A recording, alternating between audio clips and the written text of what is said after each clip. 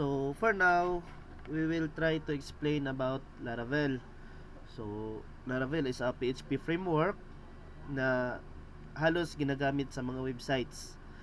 So unsa mga prerequisite or mga needed nato i-install sa ato ang Laravel.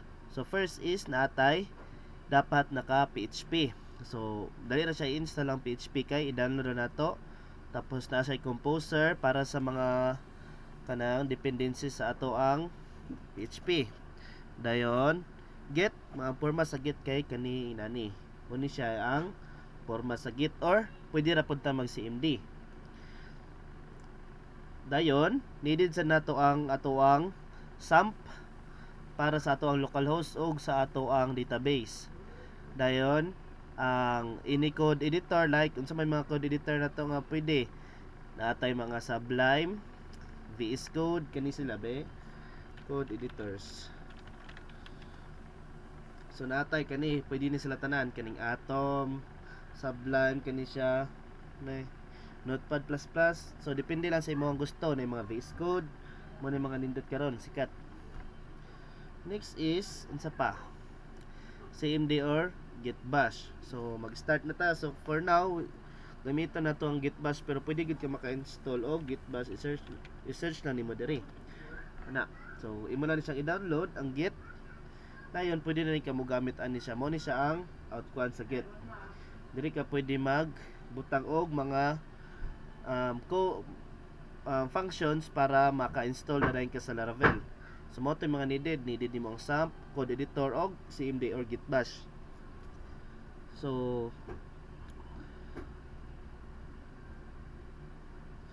unsa na to pag-install ang Laravel. So ang Laravel is need nato mo adto sa htdocs sa atong SAMP. So mo ni siya ang ato ang location sa atong SAMP kani diri. For example nata sa C, i-open nato siya tapos diri sa htdocs ana tapos maghimo ta og folder diri Laravel example. So naata sulod sa htdocs. Yeah. Then human diri sa Laravel, i-open na human nato ani nga himo nga folder, iyato din siyang i-open. Ana. Dayon diri din nato i-click, i-right click nato, dayon mag git bash here ta or pwede nato siya ipat sa ato ang CMD. Git bash here ka diri, ana. Or pwede nimo siya ipat, gamiton nimo ni siya copy, gamiton nimo ni og CMD. Ana, CMD. Imo na siyang i-CD kana. So naa nakasulod sa aning folder. So pwede na rin ka mahimo diri og mga functions para maka-open ka og or maka-create ka og Laravel project. So ang kasagara ginagamit karon is kanina ang Git Bash kay mao ni siya common sa nga company, so di na ta magamit og CMD. Pero pwede ra gid mo magamit og CMD. So nakapat na ni siya diri sa ato ang Laravel example na folder. So unsa atong baton? Maghimo din ta og kuan. Magkuan ta og composer. Yeah. Laravel provides a command line tool called Laravel Installer. So natay Laravel Installer that simplifies the process of creating new projects. So open your terminal or command prompt. Ana, terminal man ni siya, di ba? And run the following command to install the Laravel installer globally. So diri sulod sa atong Laravel example na folder, diri sulod sa atong htdocs na nasa SAMP. So magkuan ta og composer global require Laravel /installer. Yeah.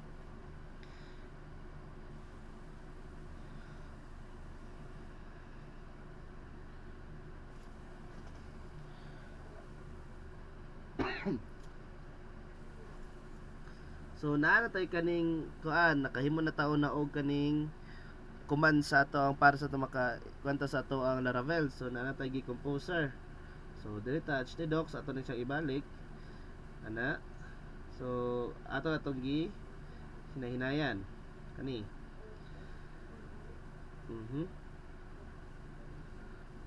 Okay. So next ato nga button is mag Laravel online ta. So una na, first na to ani is mag open sa to ang sump, tapos i-on na to ang duha tuod ay kaning duha, kaning ang Apache o kaning MySQL. Dapat na sila. So na sila. Ang sunod na to nga buhaton is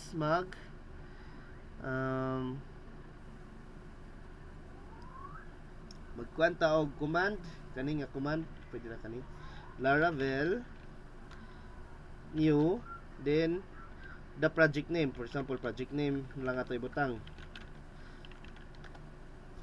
So atong gikuan ang Laravel nga command. So naa na siya magawas na yun, nga na-download na ta. Meaning ani nga command is naghimo ta og bag-o nga project name.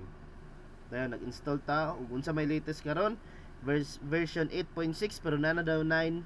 I don't know if ni exist na siya or ginagamit na ang 9 karon. So dire sa atong gi-download is kani ang version 8 pa lang. Okay, so ato na nato siya nga mahuman, tapos balik rin ta dito sa ato ang folder para i-open na nato siya dito sa ato ang code editor pohon. Okay,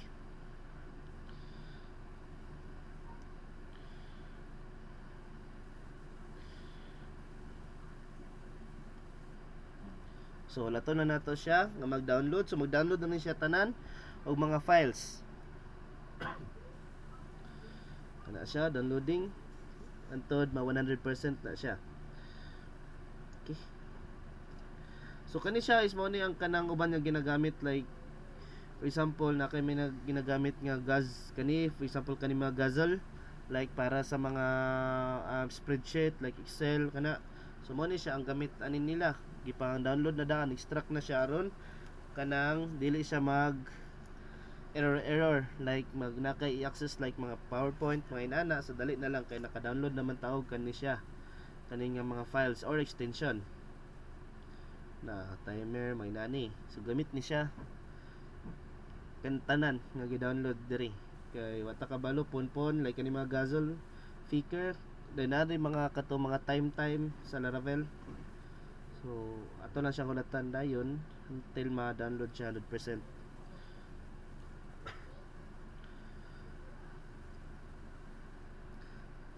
So naani siya salud sa ato ang folder nga gi-create ganinaha nga Laravel example sa ato ang htdocs. Kay sa htdocs mo nato na siya iparan ngano sa sampan ni siya nato ibutang sa htdocs aron maka-connect sa ato ang database. Kay diri is mag-create na ta sa ato ang database. Diri dapita. Naana tay mga like login na. So automatic po ni siya mag-create og database ang Laravel. Ito lang siya tawagon. Okay.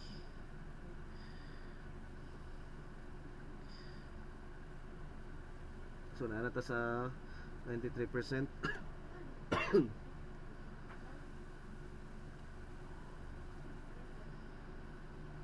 But if maklaro ba, pero may maklaro ni siya.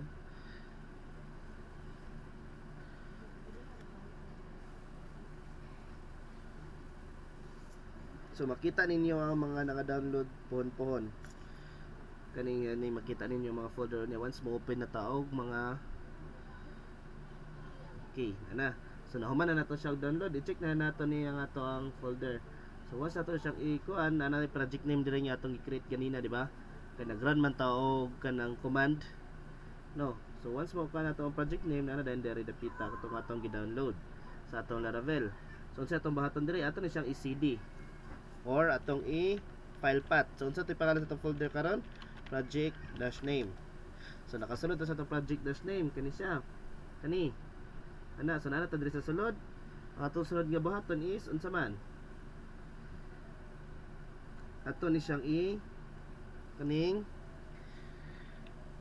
i-rename nato ni ang iyahang env.example file to env. So kani iyang env dito nga example kani nga kuan. So ato ni siyang i-rename into .env. Okay?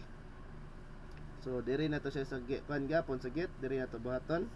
So ato na siyang env.env.example .env. Okay, isayop siya. try na to daan dot env dot example dot env. Okay, so meaning ani is na successful na siya. So nawala na tong env dot example niya ha.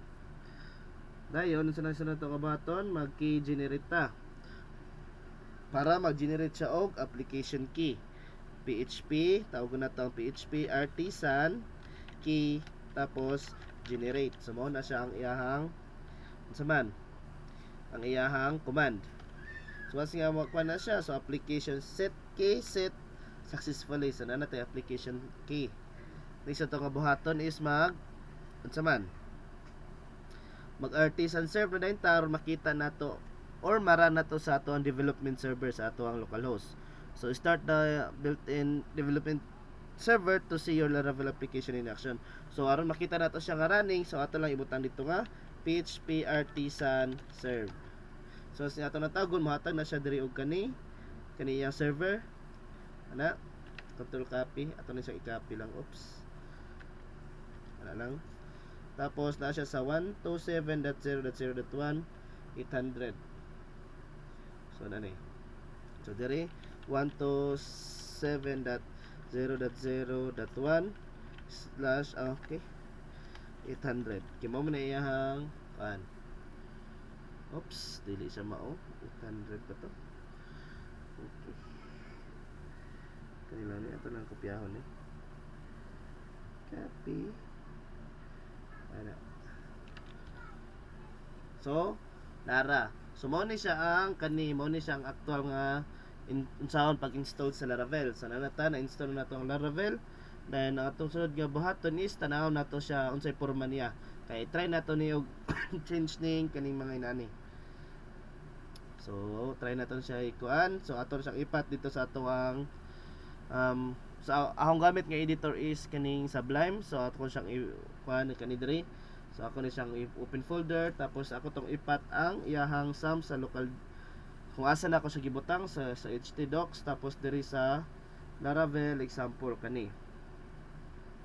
No, so naa diri sa project name then mao na akong ipat. So naa na nakita nato siya diri. Naa na siya no. So mao ni siya ang tanan files para aning kaning development server or sa ato ang localhost. So ana na siya. So unsa man na siya para makita diri na siya makita sa ato ang kaning view, ginatawag ni siya nga view kay mao ni makita sa diri sa ato ang mata.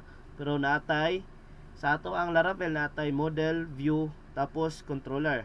Sa model is para na siya mas paspas ang ato kwan sa database.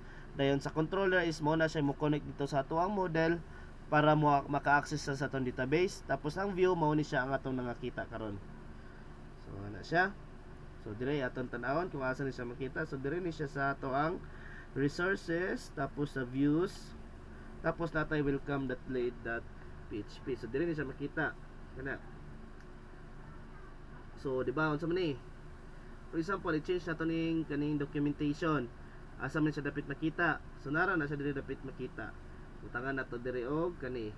Pwede nato siya i-change into concept Shuni LG. So dili na ta mag-edit sa ato ang views kinana diri sa ato resources tapos diri sa atong views. Then maghimo na ta diri og mga folder. So welcome.blade.php. So once ako ning i-save, ako ning i-refresh diri. So kaning documentation is mahimo ni siyang Shunilg. O di ba? So na change na siya diri dapitan no. So mao ni siya ang ato ang kuan sa atong Laravel. Tapos unsaon na to siya pag sunod nga buhaton is maghimo ta og kanang iyahang env diri sa iyahang database. So datay kuan, subutangan nato project name lang iyang kuan database. Ana. So diri sa atong localhost. Open ta sa atong localhost para sa atong kuan maghimo ta diri og unsa man database name. So sa atong database name is nalocate na siya diri sa atong .env. Na diri ang ato ang database name. So ato lang din butang na din ta og new. Tapos ang database name na project name. So na-create na nato atong database na project name, wala pa na table since mag-automatic create naman na siya once na atay iparan nga code sa ato ang sa ato ang diri sa ato ang git bash. So unsa man nato na siya pagkuan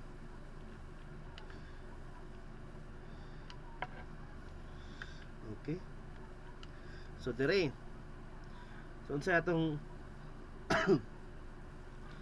buhaton? So mupuan taw PHP artisan, tapos magkuan ta og migrate para maghimo siya og kagalingon nga mga table sa atong database. So pwede ta mag-add pohon, magkuan lang ta, mag-generate lang ta og mag-migrate lang ta. Ana. Once nga to ang gi-migrate nato ni siya dire, na siya nag-create na siya og users table, kaning password reset table, tapos failed jobs table, then personal access. So meaning ani is na natay mga login or registration, di ba?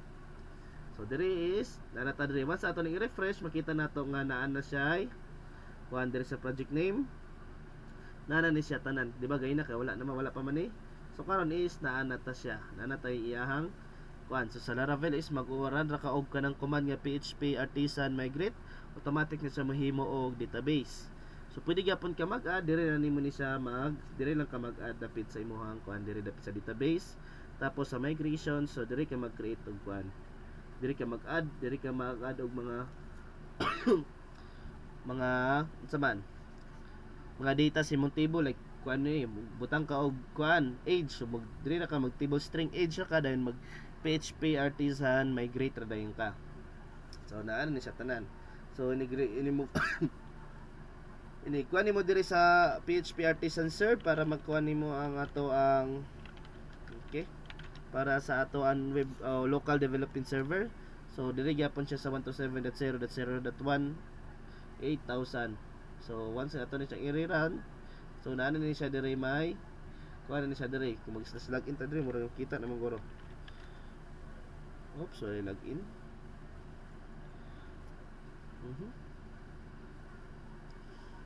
Okay, so for now maura ni siya atong mabuhat. Naka-install na ta og Laravel, nakuha na nato mga prerequisite, ang SAMP, code editor, mga inana. Tapos kato mga commands, mo na siya mga commands ni, mo na siya mga commands. Oh. Okay, ato ipakita sa kuha ng commands. Okay.